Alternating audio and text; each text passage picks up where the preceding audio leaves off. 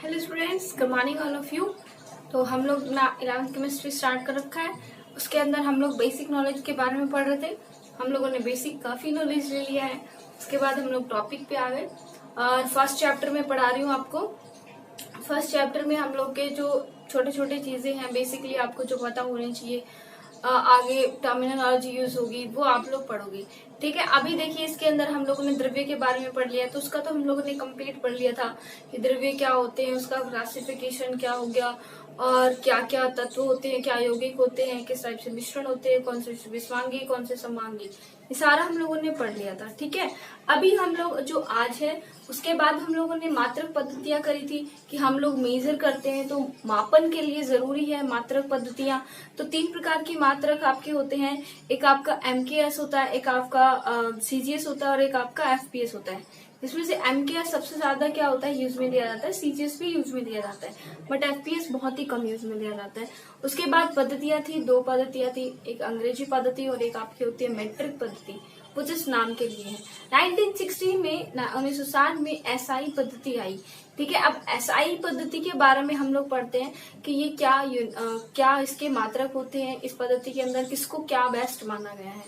तो हमारे कुछ ऐसे मतलब आपके ये है भौतिक राशि है जो आपके यूज में आने वाली है और आपको इनका पता होना चाहिए कि इसको किससे तो प्रदर्शित करते हैं, इसका SI मात्रक क्या है और फिर SI मात्रक का प्रतीक क्या है। ठीक है, तो आपका जो भौतिक राशियां पढ़े हम लोग उनके, तो लंबाई को आपको पता है इंग्लिश में क्या लेंथ, तो इसका प्रतीक होता है स्मॉल एल। कैपिटल एल भी दिखा देते हैं बट स्मॉल एल ज्यादा प्रेफरेंस में देते हैं।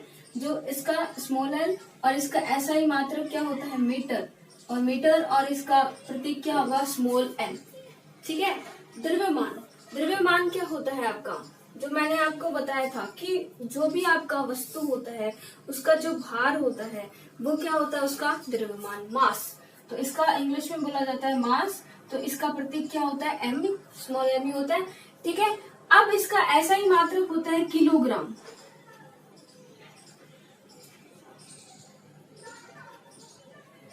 तो किलोग्राम को कैसे लिखते हैं हम लोग केजी से। ठीक है, समय को क्या होगा T, लेकिन इसका SI मात्रक जो होता है वो होता है केल्विन, सॉरी सेकेंड।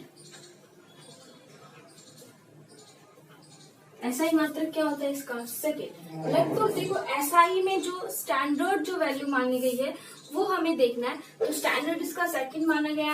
अब सेकंड को स्मॉल एफ से भी लिखते हैं और सी से भी लिखते हैं सेकंड, और एस से भी लिखते हैं स्मॉल एस से। अब देखिए विद्युत धारा, आपको पता होगा विद्युत धारा को हम लोग किससे प्रदर्शित करते हैं, आई से आप लोगों ने 10th में पढ़ा ना, ओम के नियम में V = IR। आई वहां पे क्या है विद्युत धारा ही तो है, तो ये आई से किसको प्रदर्शित किया जाता है इसको। लेकिन इसका SI मात्रक आपने पढ़ा हुआ यूनिट क्या होती है एम्पियर, तो इसको AC। उष्मागतिक तापक्रम को टेम्परेचर से शो करते हैं T, कैपिटल T। बट अगर हम लोग SI मात्रक की बात करें तो वो होती है इसका केल्विन, जिसको हम लोग किसे कैपिटल K से प्रदर्शित करते हैं। पदार्थ की मात्रा को N से, N नंबर ऑफ मोल। अब ये N तो क्या है पदार्थ की मात्रा को, लेकिन इसका SI मात्रक होता है वो क्या होता है मोल। SI मात्रक क्या होता है मोल। ठीक है, फिर अगर हम बात करें ज्योति तीव्रता या दीप्त तीव्रता, एक बात बताओ 6 और 7 दोनों ही बहुत ही इंपॉर्टेंट है, जिसमें आपको ज्योति तीव्रता का SI मात्रक तो ऐसे शॉर्ट में क्वेश्चन पूछा जा सकता है। ज्योति तीव्रता का क्या होता है, ज्योति तीव्रता को देखो प्रदर्शित किससे करते हैं IV से करते हैं, ये ना मैटर नहीं करना, आपको ये देखना है कि ये क्या है, तो इसको दिखाते हैं कैंडेला से। किसमें मापते हैं इसको कैंडेला में, और इसका प्रतीक क्या होता है CD। ठीक है ना, कैंडेला CD। ये आपको अच्छे से याद रखना है कि हम लोग लंबाई को मीटर में मापते हैं, इसका SI मात्रक मीटर है और प्रतीक है, द्रव्यमान को किलोग्राम में और इसका kg। समय को लिखते तो T से बट इसको मापते सेकंड में है, और विद्युत धारा का I होता है वैसे तो प्रतीक, बट एम्पियर में मापते हैं।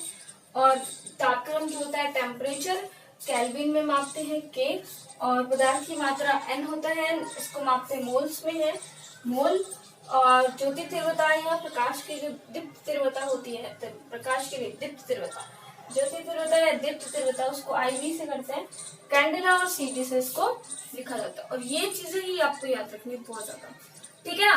अब हम लोग पढ़ेंगे इनको, एक एक को अच्छे से पढ़ेंगे, इनके क्या इनके बारे में पढ़ेंगे, जो जो आपके मेन है वो हम लोग पढ़ लेते हैं। Okay, let's start. ठीक है, अब ये समझ आया।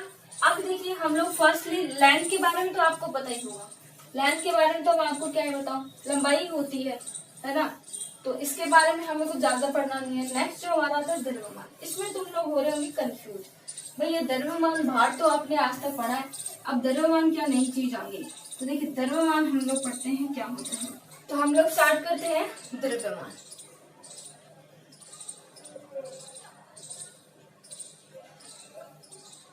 द्रव्यमान क्या होता है, किसी भी पदार्थ में उपस्थित द्रव्य,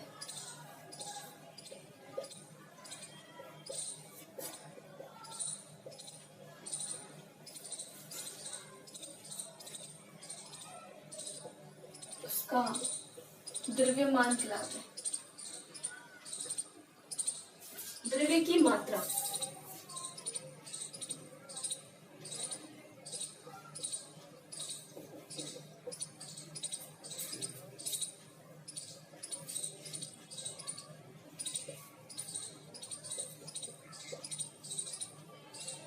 तथा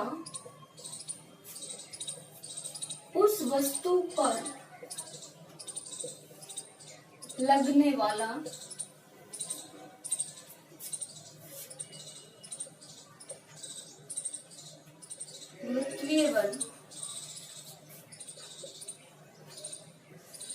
गुरुत्वीय बल, भार कहलाता है।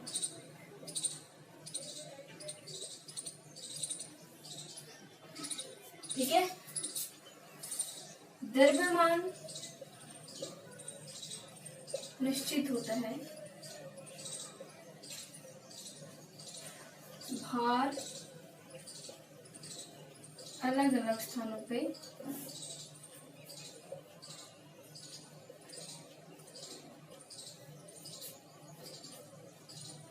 अलग। अब ये क्या है, देखो ध्यान से सुनना, मैं आपको बात कर रही हूँ द्रव्यमान की। द्रव्यमान क्या होता है आपका, किसी भी पदार्थ, जो भी हम लोग पदार्थ जिसका भी हमें द्रव्यमान नापना है, उस द्रव्यमान में द्रव्य की कितनी मात्रा है, द्रव्य या हम लोग बोल सकते हैं पदार्थ की मात्रा, जो उसके अंदर द्रव्य, जो उसके अंदर कण है, उनकी कितनी मात्रा है, उसकी मात्रा जो है वही उसका क्या कहलाएगी, द्रव्यमान। ठीक है ना।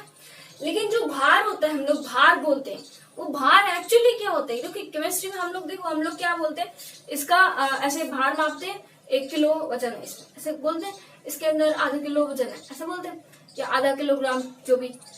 ये एक्चुअली भार नहीं होता, ये द्रव्यमान होता है। ये एक्चुअली क्या होता है, उसका द्रव्यमान। उसके अंदर जो पदार्थ की मात्रा है वो तो क्या है, उसका द्रव्यमान। तो भार क्या है कि उस वस्तु पर जो गुरुत्व बल लग रहा है, नीचे की ओर जो बल लग रहा है, वो उसका क्या होता है, भार होता है। अब आपको पता है कि हमारे जो पृथ्वी पर गुरुत्वाकर्षण बल लगता है, नीचे की ओर लगता है, जिससे कोई भी वस्तु जो होती है पृथ्वी पर टिकी हुई है और जो वापस टकरा के भी नीचे ही आती है। आप गेंद को उछाल दो, उछाल के नीचे ही आएगी, बिकॉज ऑफ गुरुत्वाकर्षण बल, गुरुत्वाकर्षण बल की वजह से। तो होता क्या है कि द्रव्यमान एक्चुअली जो हम लोग बोलते हैं कि इसके अंदर, मैं बोल दूं इसके अंदर मान लो आधा kg है या उससे भी 1/4 kg है, तो वो क्या है, वो उसके अंदर द्रव्य या बोल सकते हैं पदार्थ, तो द्रव्य की जो मात्रा है वो तो उसका कहलाएगा द्रव्यमान। लेकिन जो भार होता है वो क्या कहलाता है, हम लोग क्या बोल सकते हैं, उस वस्तु का नीचे की ओर या गुरुत्व में जो बल होता है, जो उसको नीचे की ओर खींचता है, जिससे हमें वो भारी प्रदर्शित होती है, वही उसका क्या होता है, भार। अब देखिए आपको पता है, मैंने ये बोल दिया द्रव्यमान इसका, मैंने सपोज करो इसका बोल दिया कि इसका 1 kg द्रव्यमान, ऐसे 1 kg है नहीं, बता रही हूँ, 1 kg इसका क्या है, द्रव्यमान है। ठीक है, तो 1 kg द्रव्यमान है, इसका मतलब क्या है, इसके अंदर 1 kg कुछ द्रव्य की मात्रा उपस्थित है। अब मैं इसको चाहे कहीं पर भी ले जाऊं, इसके अंदर द्रव्य की मात्रा तो सेम ही रहेगी। ठीक है, तो द्रव्यमान तो निश्चित रहेगा। तो द्रव्यमान हमेशा क्या होता है, निश्चित होता है, बट भार अलग अलग स्थानों पे अलग अलग। कैसे, ये नहीं है कि हम लोग यहाँ खड़े हैं तब इसका भार कुछ और है, अब मान लो घूम के चल के 10 किलोमीटर और चल लिए तब भार अलग होगा, ऐसे नहीं बता रहे। ये बता रहे हैं कि जहाँ पे गुरुत्वाकर्षण बल नहीं लगता है, जैसे वैक्यूम होता है, निर्वात होता है, ठीक है। अब जहाँ पर गुरुत्वाकर्षण बल नहीं लगेगा पृथ्वी से बाहर, वहां पर उन वस्तु का जो द्रव्यमान होता है और भार होता है वो अलग अलग होता है, ठीक है। क्योंकि वहां पे आपको पता है गुरुत्वाकर्षण बल लगेगा ही नहीं, तो गुरुत्वाकर्षण बल लगेगा नहीं तो कोई भी वस्तु हवा में ही तो तैरती रहती है, तो उसका भार होगा ही नहीं, ठीक है। लेकिन तो वहां पे बताया कि अलग अलग स्थानों पे अलग अलग, लेकिन पृथ्वी पर तो सेम ही रहेगा, ठीक है ना। तो जहां पर गुरुत्वाकर्षण बल में चेंज आएगा ना, वहां पे द्रव्यमान भार आके क्या हो जाएगा, द्रव्यमान से परिवर्तित, वरना द्रव्यमान और भार क्या रहेंगे, सेम सेम। समझ आया, क्लियर हुआ क्या कि द्रव्य की जो मात्रा है वो द्रव्यमान, लेकिन गुरुत्वीय जो बल लग रहा है, नीचे की ओर बल लग रहा है, वो क्या होता है, भार। Is that clear. अब इसको नापते किसके अंदर है, इसको मापते हैं, द्रव्यमान को मापते किस में है, मापते हैं इसको केजी के अंदर, किलोग्राम। लेकिन आपको पता है किलोग्राम बहुत बड़ी यूनिट है, किलोग्राम तो बहुत बड़ी यूनिट है। अब मैं इसको किलोग्राम में मापने लग जाऊं, आएगा क्या इसका किलोग्राम में, बहुत ही 0.000 पर कुछ करके आएगा। तो इसलिए इसको किसके अंदर, भाई लेबोरेटरी के अंदर, इसको फिर किसके अंदर मापा गया, ग्राम में, ठीक है। किलोग्राम बड़ी यूनिट थी इसलिए फिर इसको किसके अंदर मापा गया, ग्राम में। एक आती है वेइंग मशीन, एक आती है आपके वेइंग मशीन। जब आप प्रैक्टिकल्स करोगे ना, इस साल कुछ आपको प्रैक्टिकल्स कराएंगे और सारी चीजों के बारे में बताएंगे। जब भी आप स्कूल आओगे तब आपको प्रैक्टिकल लैब दिखाएंगे, तब आपको दिखाएंगे कि ये सब चीजें क्या से, मतलब वेइंग मशीन क्या होता है और किस टाइप से प्रयोगशाला आप लोग देखना है अच्छे से, ठीक है ना। तो इसके अंदर आपको होती है वेइंग मशीन, जिसमें हम लोग क्या करते हैं इस प्रकार से, और यहाँ पे हम लोग जो भी अपना कंटेंट जो भी हमें मापना होता है, और यहाँ पे उसका आ जाता है जितने भी हैं, और यहाँ से कुछ वैसे बटन होते हैं, तो हम लोग फिर उसका सेट करते हैं कितना क्या। ओके, तो अब देखिए ये जो वेइंग मशीन होती है, इससे हम लोग क्या करते हैं, इसका वेट करते हैं कि कितने ग्राम में। तो ग्राम में ही क्या होता है, क्योंकि हमें पता है कि हमें रिएक्शंस करने के लिए केमिकल इतने से चाहिए होते हैं, इतने से हम लोग केमिकल लेते हैं, तो किलोग्राम में तो वैल्यू आएगी नहीं, तो हम लोग फिर किस में लेते हैं, ग्राम में। Is that clear. ओके, समझ आया होगा कि द्रव्यमान क्या होता है, ठीक है। अब द्रव्यमान के बाद हम लोग चलते हैं आयतन के ऊपर, ठीक है। द्रव्यमान के बाद हम लोग किस पे चलते हैं, आयतन पे।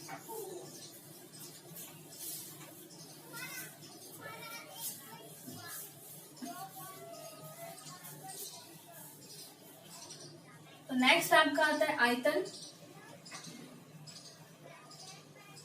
वॉल्यूम। आयतन को देखो, आयतन वैसे क्या होता है, जिसने उसने स्थान घेर रखा है वही तो उसका आयतन होता है, ठीक है। तो आयतन को भी किस में मापा जाएगा, अब स्थान की बात आ गई, लेंथ की बात आ गई, तो मीटर में ही मापा जाएगा।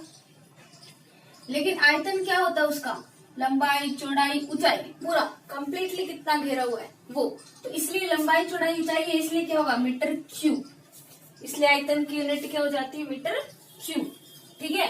अब इसका देखो अलग अलग है कि हम लोग मीटर क्यूब में भी माप सकते हैं, मीटर क्यूब सबसे बड़ी होती है, फिर सेंटीमीटर क्यूब, डेसीमीटर क्यूब, इस प्रकार से होती है यूनिट्स, आप लोगों ने सुनी होगी। अगर हमें द्रव्यों का नापना हो, द्रव जो लिक्विड होते हैं उनका अगर आयतन नापना हो तो हम लीटर में नापते हैं, ठीक है, 1 लीटर, फिर मिलीलीटर, है ना, ml, इसमें नापते हो आप लोग। तो आयतन क्या होता है, आयतन का जो हम लोग किसमें मापते हैं, मीटर क्यूब के अंदर, और metre cube, centimetre cube, decimetre cube, तो मीटर क्यूब तो वही बड़ी यूनिट हो जाएगी, तो हम लोग इसमें नापते हैं सेंटीमीटर क्यूब या डेसीमीटर क्यूब में। और देखो सबसे स्टैंडर्ड वाला, सबसे मतलब ज्यादा इसी में मापा जाता है, और ऐसे भी ज्यादा कुछ नहीं, इसके अंदर भी मापते हैं हम लोग। आपको बस याद रखना है कि कितना क्या होता है, ठीक है। और द्रव्य की जब लिक्विड की बात आ जाती है तो हम लोग लीटर में करते हैं, 1 लीटर 2 लीटर, ऐसे दूध वगैरह लेते हैं तो उसको कैसे करते हैं, हम लोग बोलते हैं भले ही उसका कि 1 किलो दूध लेते हैं, वो किलो में नहीं बोला जाता, कभी भी लीटर में बोला जाता है, क्योंकि 1 किलो है, इसका मतलब तो क्या है, वो ऐसे सॉलिड पदार्थ हो गया, और दूध सॉलिड थोड़ी ना होता है, तो दूध के लिए हम बोलते ही हैं कि 1 किलो दूध, बाकी वो गलत होता है क्या है, लीटर के अंदर, आधा लीटर, 1 लीटर, कैसे, ठीक है। और इसकी छोटी यूनिट क्या होती है, मिलीलीटर, ठीक है। आपको पता हो तो जो आपका 1 लीटर होता है वो कितने सेंटीमीटर, डेसीमीटर की बात करें अगर, तो जो आपका 1 लीटर होता है वो आपका 1 डेसीमीटर क्यूब के बराबर होता है, ठीक है ना, ये याद रखना। 1 लीटर जो होता है वो आपका 1 डेसीमीटर क्यूब के बराबर होता है। तो ये जो आपका 1 डेसीमीटर क्यूब होता है ये 1000 मिलीलीटर के बराबर होता है। किसके बराबर होता है? 1000 मिलीलीटर के बराबर होता है और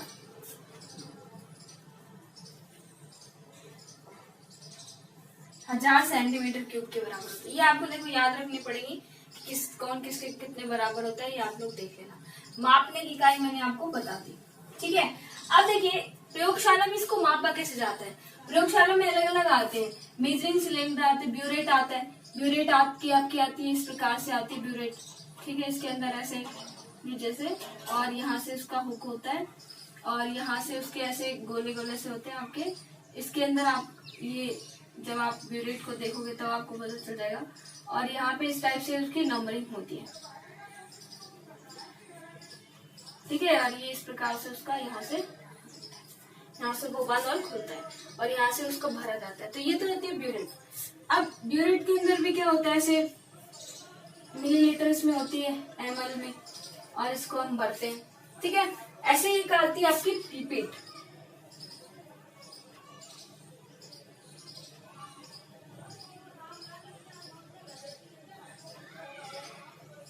और इस वजह से यहाँ पे मार्क होता है और यहाँ पे मार्क होता है, वो 25 ml की है, 20 ml की है, वो आपको उस पर पता चल जाता है कितने ml की वो पीपेट है। इस टाइप की दिखती है, लैब में सारे कुछ है।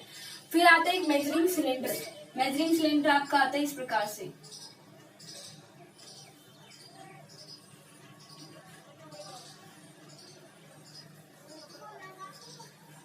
और इसके अंदर भी ऐसे रहता है, मेजरिंग रहता है कि वो 1000 ml का है, कितने का है, 500 ml का है, इस टाइप से। एक आपका आता है वॉल्यूमेट्रिक फ्लास्क, जो मापने के लिए होता है, वॉल्यूमेट्रिक फ्लास्क, ठीक है। तो इस टाइप से बहुत सारे ऐसे लेबोरेटरी के अंदर औजार हैं जो आपके इनको मापने के लिए प्रयोग में आते हैं, ठीक है। तो आप लोग को सारा दिखा देंगे हम लोग कौन कौन से क्या आते हैं, तो आप लोग समझ जाओगे। डायग्राम लगभग ऐसा ही होता है, ये ब्यूरेट का, ये पिपेट का, ये मेजरिंग सिलेंडर जिसको हम लोग बोलते हैं, मेजरिंग मतलब मापन का सिलेंडर, और ये वॉल्यूमेट्रिक फ्लास्क होता है जिसको हम लोग बोलते हैं आयतन मापी फ्लास्क, ठीक है ना। तो ये आयतन को मापने के लिए हो गया। उसके बाद अगर हम बात करें तो बात आती है हमारी घनत्व की। घनत्व क्या होता है, तो ये मैंने आपको शायद स्टार्टिंग के अंदर भी बताया था घनत्व क्या होता है। तो तीसरा देखिए वो आता है हमारा घनत्व। क्या होता है, द्रव्यमान अपूर्ण आयतन, ठीक होता है। द्रव्यमान मतलब कि कितने आयतन में कितना द्रव्यमान उपस्थित है, वो उसका क्या होता है, घनत्व। अब हम लोगों ने क्या बोला था कि 1 मीटर क्यूब में कितना द्रव्य की मात्रा है, वो उसका क्या है, घनत्व, ठीक है ना। यानी कि मान लो हम लोग ऐसे बनाते हैं और ऐसे हमने जो बॉक्स वगैरह बनाए हैं, इसके अंदर हम लोग ने क्या मेजर किया कि इसका जो 1 मीटर क्यूब आ रहा है, 1 मीटर क्यूब है, उसके अंदर 1 मीटर क्यूब में 1 मीटर क्यूब आयतन के अंदर कितना मतलब पदार्थ है, वो जितना पदार्थ होगा वही उसका क्या होगा, घनत्व है। अब हम लोग क्या बोलते हैं, इसका द्रव्यमान की जो यूनिट अभी बन होता है केजी, और आयतन की क्या थी, मीटर क्यूब। तो इसका क्या हो जाएगा, केजी मीटर क्यूब, ये होगा KG metre cube, KG upon metre cube. अब ये तो बड़ी अमाउंट है, हम लोग स्मॉल में अगर लिखना चाहे तो केजी को ग्राम में और मीटर क्यूब को सेंटीमीटर क्यूब में। तो ये भी इसकी क्या होती है, यूनिट होती है, किसकी, घनत्व की, ठीक है। तो घनत्व को क्या होता है, एक जो मीटर क्यूब आयतन में उपस्थित पदार्थ की मात्रा, 1 मीटर क्यूब आयतन में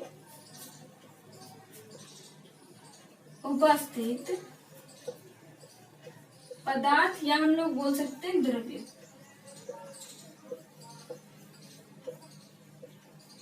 मात्रा क्या कहलाती है, उसका घनत्व कहलाती है।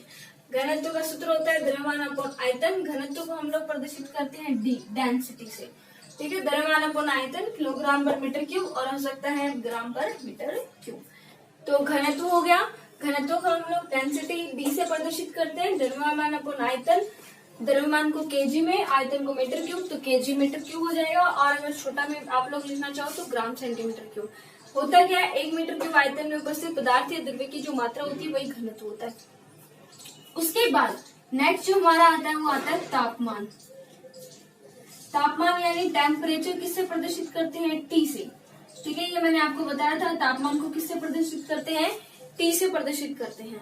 अब देखिए तापमान जो होता है उसको मापने की 3 इकाइयां होती है। तापमान को कैसे किस अंदर मापा जाता है, 1 डिग्री सेल्सियस में मापा जाता है। इसको लिखा जाता है डिग्री सेल्सियस।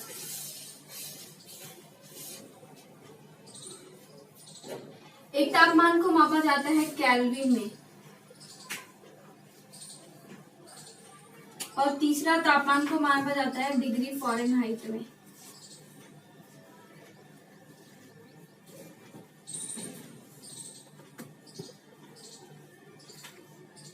और ये इसका एसआई मात्रक होता है। ठीक है, ये इसका क्या होता है, एसआई मात्रक होता है। तो जो आपका तापमान होता है उसको मापने की कितनी इकाइयां होती है, डिग्री सेल्सियस, केल्विन और डिग्री फ़ारेनहाइट। 3 इसकी क्या होती है, मापने की इकाइयां होती है। अब जो ये डिग्री सेल्सियस की बात करें तो जो डिग्री सेल्सियस आपका वैल्यू होता है वो 0 डिग्री से 100 डिग्री सेल्सियस तक चलता है। ठीक है ना, 0 डिग्री से 100 डिग्री सेल्सियस तक आपका इसका मान होता है, जिसके अंदर 0 डिग्री जो सेल्सियस होता है वो होता है जल का हिमांक। अब मैंने आपको समझाया था फर्स्ट क्लास के अंदर, हिमांक क्या होता है, जिस पर जमना शुरू हो जाता है। तो जल का हिमांक बिंदु क्या होता है, 0 डिग्री सेल्सियस, जिस पर वो जमना शुरू हो जाता है। और 100 डिग्री सेल्सियस क्या होता है, जल का क्वथनांक।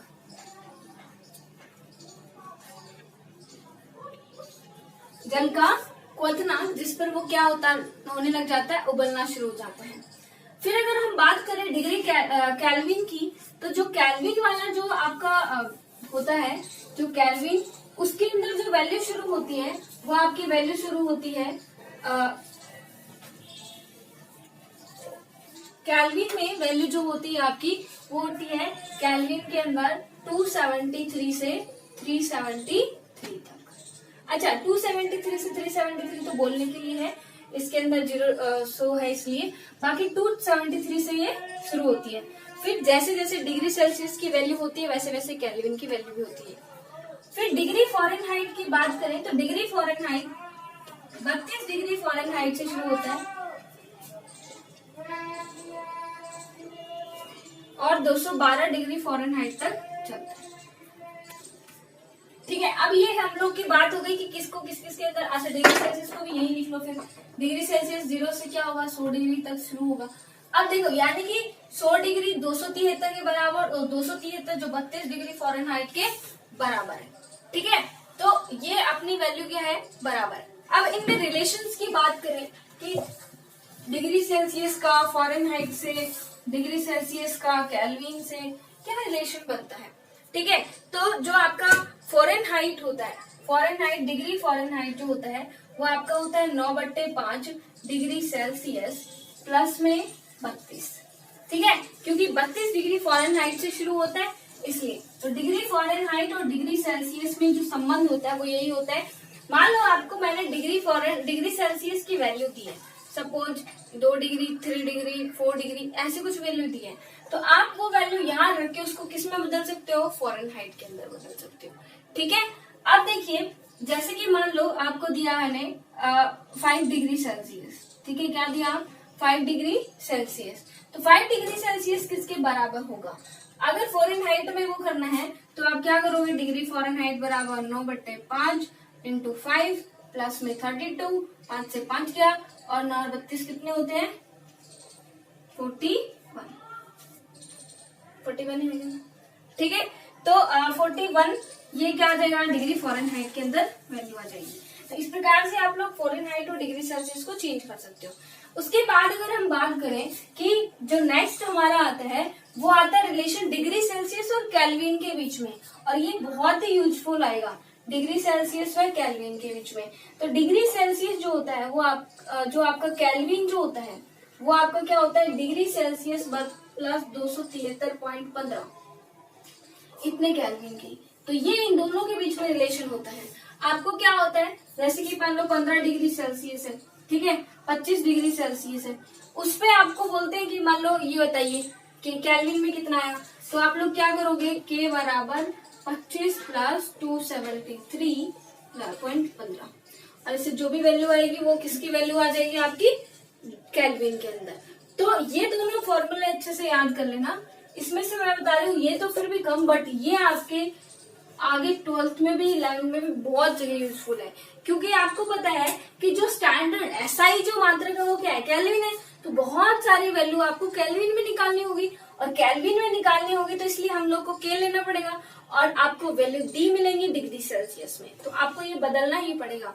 तो बदलने के लिए सिंपल है, 273.5 से 15 से आपको एडिशन कर देना, जोड़ देना, उससे ऐड कर दोगे। उसके बाद आपकी डिग्री जो डिग्री नहीं लगाना, केल्विन सिर्फ केल्विन में लिखा जाता है, डिग्री लगता है डिग्री सेल्सियस में और फॉरेनहाइट में, ठीक है। शरीर का जो हम टेम्परेचर मापते हैं वो किसके अंदर मापते हैं, डिग्री फॉरेनहाइट के अंदर मापते हैं।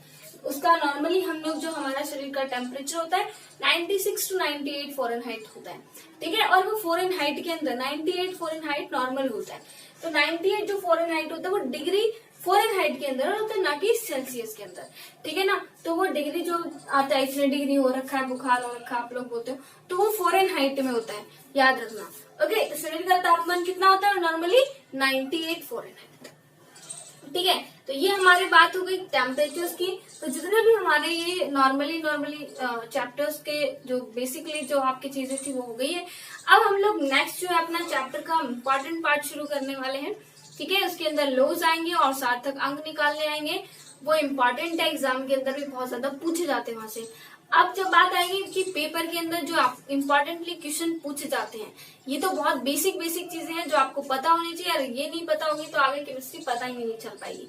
मैंने घनत्व बोल दिया, अब घनत्व क्या है, किसके अंदर मापते हैं, वो आप लोग को पता आगे चलेगा। ओके, तो अपने अच्छे से वीडियो को देखिए, नोट्स प्रिपेयर कीजिए और अच्छे से स्टडी कीजिए। बाय।